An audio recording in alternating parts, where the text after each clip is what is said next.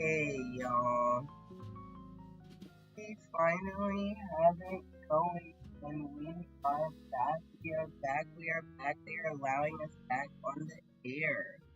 So we're just gonna do a really quick run through today. Everyone can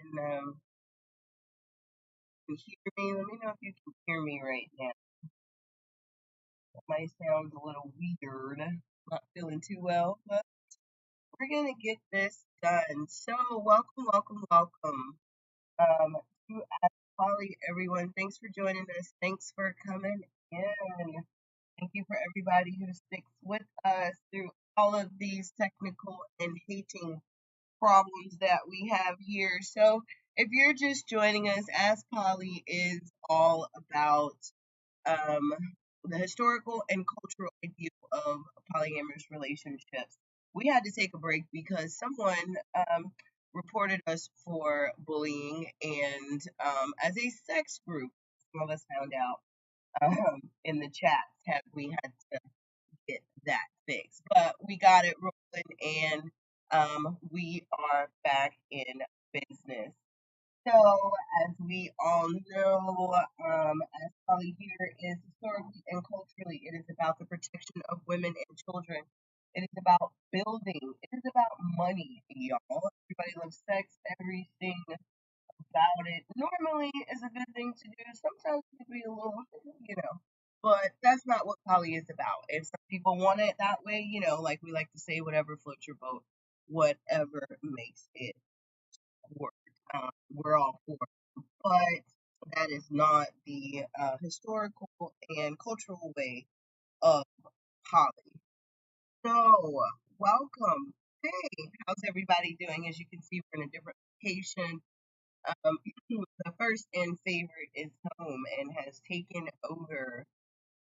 We'll be working from here. Again, thank you everyone for joining us. We are so happy that you decided to stay. So we're just going to jump into it. Last week we talked about a few things. We talked about intimacy.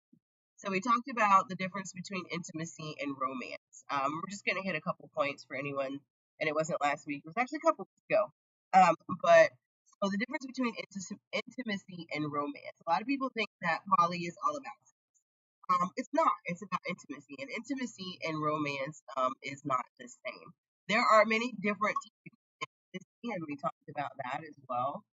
A lot of the different types of intimacy, emotional, intellectual, physical, social, spiritual, financial, environmental, all of those things are needed in a relationship.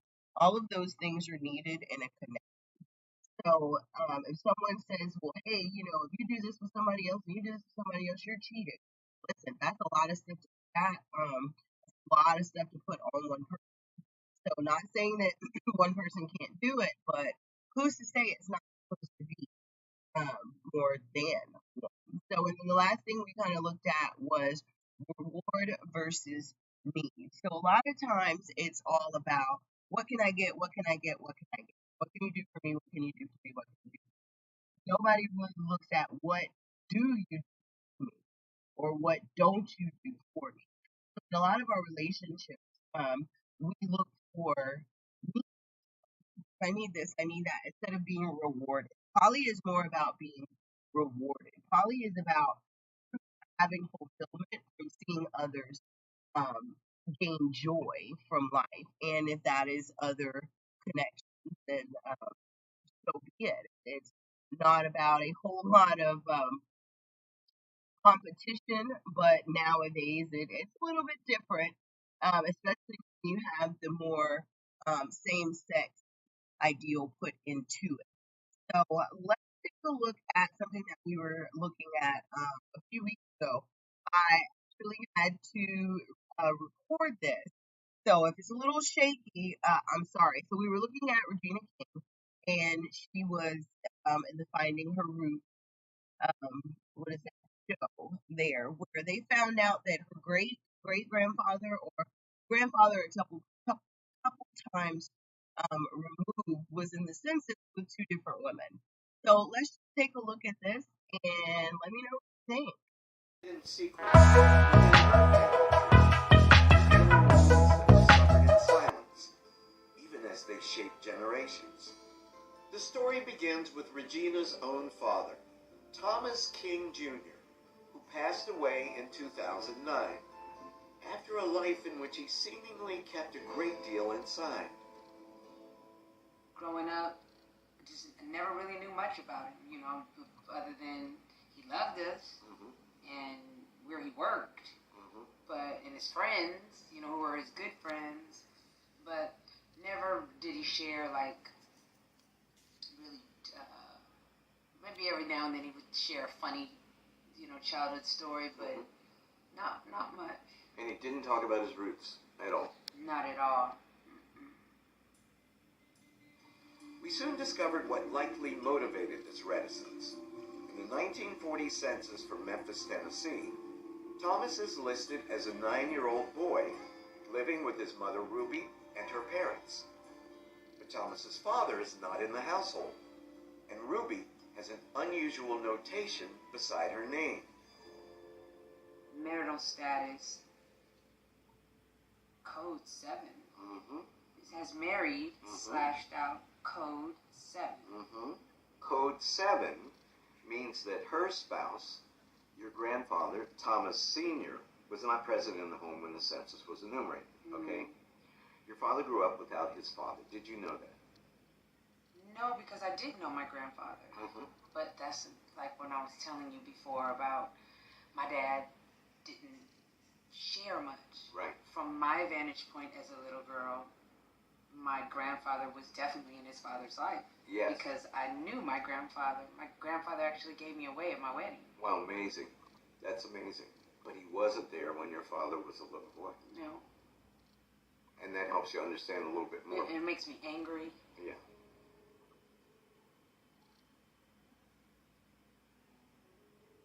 Makes me feel sad for my dad. Something happened why he never wanted to talk about it, I guess. I don't know. We now set out to see what exactly happened to Thomas's father, and found our answer in the same census we had just examined. It showed that he wasn't living anywhere near Regina's grandmother Ruby in Memphis. Instead, he was living in Chicago, in a house all his own. King Thomas, head of household, Negro, age 31, Cora, wife, Negro, age 27. Yeah. I don't understand. Well, we're going to unpack it for you. That's your grandfather, Thomas King Sr., right? Now, he's living with another woman named Cora, who is reported to be his legal wife. Right. And according to this census, they've been living together in the same place for the last 5 years, since April 1935. Chicago, Regina, as you know, is about 535 miles northeast of Memphis, Tennessee. See, yeah. So it looks like your grandfather had a whole life apart from your father.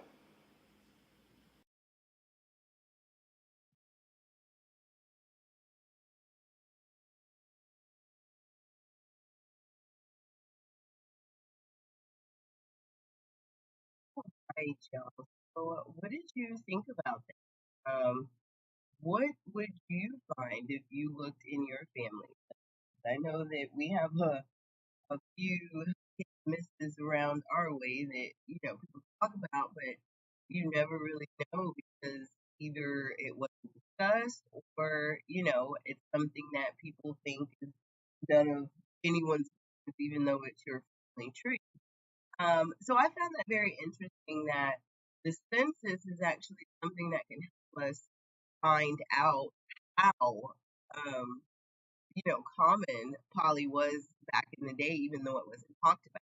Now, like I said, I know a few people that actually have other families and different things, but it's just something that was never talked about, not that it wasn't done. So the question is, how many is too many?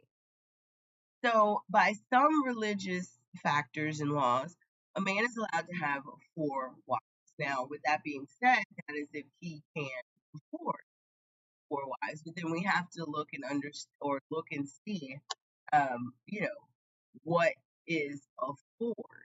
So some people say, well, we all have to live in separate households. Some people say, oh, we can live in the same household as long as we, all have our own rooms or our own wings in the house. Some people say, well, we can live in the same house or separate houses as long as I don't have to work and everything's taken care of and this is paid for and this and that and third. So nowadays, everybody has their own definition of what poly is. I even was in a conversation last week where someone said, well, this girl was a unicorn, and that was considered poly. That is not poly. That is two people having a sex toy whenever they feel like, and I don't think that that's something that should be practiced because you're playing with people's emotions, you're playing with people's feelings, and you're making people think that, oh, well, this is some type of connection that I'm going to have. I'm going to have intimacy with these people, not physical or just physical, but actually, a group of family, individuals that I can, trust, live, and enjoy life with when they just want something to or something maybe they saw on, HBO or something. So we got to be really careful with the titles that we give things. Now, we had a poll. I don't know if y'all can hear her. We've been having a little week this week. So we're not going to get into a whole lot of things. I'm really on a time limit here because, like I said, our Facebook Live privileges have just been put back in, which I don't understand all of it. I understand it, but I don't understand it. It's cool. I love the hate. It is what it is. Just keep it coming as long as I can, you know, keep doing what we're doing. Right? Yeah. No.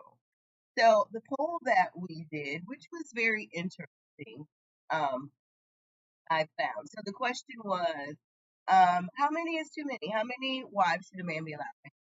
And we had 1, 2, 3, 4, as many as he wants, and as many as he can afford. So let's look at the numbers. 37% said 1. We didn't have any that voted for 2, which I thought was very interesting. It seems like 1, 3, and more is all that was there. So we had 37% that said a man should only be allowed to have one wife. 6% said a man should be allowed to have 3 wives. Okay. We had 6% that said a man should be allowed to have 4 wives. 12% said as many as he wants, and 37% said as many as he can. Now, those numbers may be a little bit skewed. As I said, it was a little bit of a crazy week, especially trying to get everything situated with Facebook and school and house and kids and everything else, but we all do it. So, yeah, let's do a clap up because I was really thinking this one was going to have to be canceled. I did not put on there that people weren't allowed to vote twice, so there may be some double voters in there. Like I said, the voting is anonymous, so you're not able to see. But um, those numbers tell also it will break it down into male and female, but I'm just gonna have to get to that later. I'm sorry. Like I said, this one was a last minute thing. They were joking it or jerking it back and forth. So we have it prepped. We have all of our papers and nerve stuff here, but they weren't allowing us a lot of stuff to do. So we have to tread very lightly. So if this show seems a little bit bare, it is because I have to reword a lot of the stuff that I have, but we're gonna get it. I ain't even worried about it. Why? Because it's back to black and that's what we do. Anyway, okay. So we would have to say that as many as he can afford and want. So that was very interesting. So it's like the spectrum is all over the place. So it's either one or as many as he can. So, like I said, by most laws, men are allowed to have up to 4 wives if he can provide for them. This is in Bible, this in the Quran, or the interpretation of, because that has been disputed of that actually being the meaning of it. But we can get into that on another.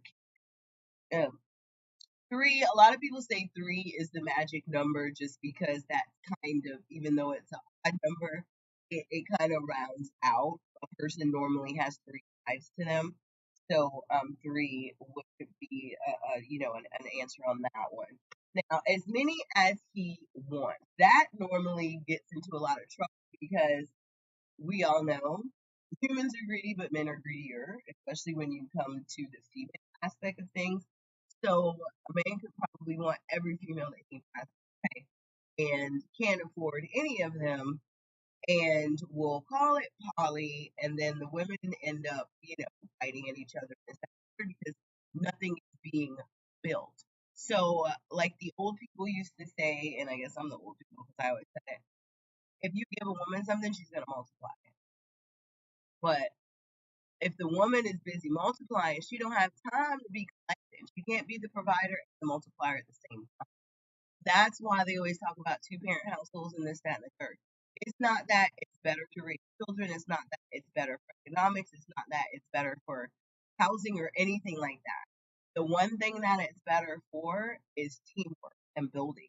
So if you have a team and you can build, you can have a better childhood experience, better economics, better opportunities, blah, blah, blah, blah, blah. So that's what poly is really all about. And so as many as he wants is not really building anything, even if he can afford them. So there were a few videos that we had that we were pulling in. Again, Facebook is being a complete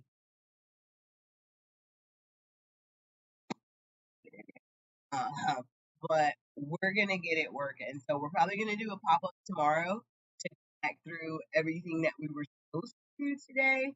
But it would not let. So we did have another video that came in, and don't worry on, we posted it on the page. But let's look at Polly's weird find. So with the coronation of King Charles and his newly Queen Camilla, we had to look up some stuff. Let me know what you think about these royal side chicks we found. Now, this is something that I find interesting. Okay, in most clear societies, they were monogamous. It was one wife, one woman. That was it. That's the way God made it. That's the way the church said. Blah blah blah blah blah. But royal mistresses, legal mistresses, like traveling with the husband and wife was a thing. But then they condemned those who had multiple wives who they were responsible for. And don't get me wrong, these men back then, they were responsible too, most of their mistresses, okay? But the term mistress instead of wife sets a tone that I don't think should be there, but let me know what you think. Take a look. Hidden secrets within her family tree, revealing wounds that were suffered in silence, even as they shaped generations. The story begins with Regina's own father, Thomas King Jr., who passed away in 2009, after a life in which he seemingly kept a great deal inside. Growing up, never really knew much about it. Other than loved us and that he worked. That his friends, who were his good friends, never really share like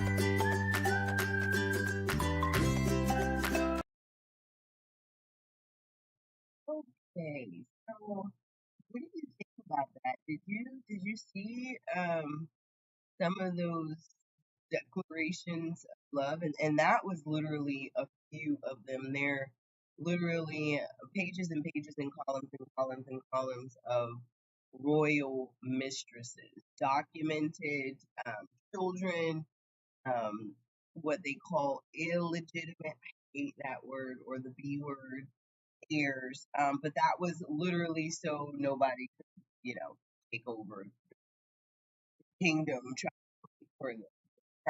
So this is the type of things that we need to look at when we look at people's understanding of poly.